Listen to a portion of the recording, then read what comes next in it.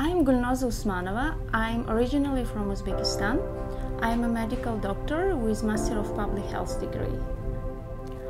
In Uzbekistan, I was designing the survey to assess the health economic consequences of smoking. And during that study, I came across IHME's work, especially integrated surveillance team work.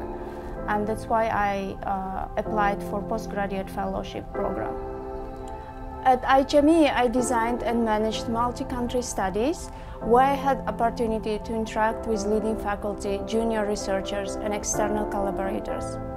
I found it both exciting and valuable to learn methodological approaches that are appropriate for use in low-resource settings. During my last 2 years, I worked mainly in 2 projects. One of the projects I worked with is collaboration between IHME and Inter-American Development Bank, the project called Salud Mesoamerica 2015, where we evaluated programs that aim to reduce disparities in reproductive, maternal, child health and improve quality of health services in poor communities.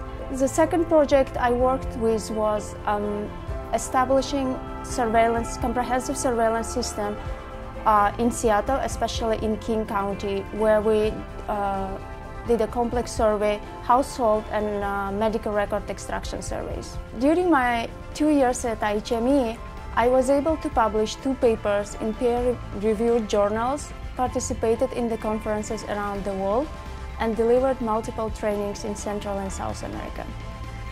In addition to the extensive training I have benefited from at IHME, I have also found IHME's global partnership to be a valuable source for career opportunities.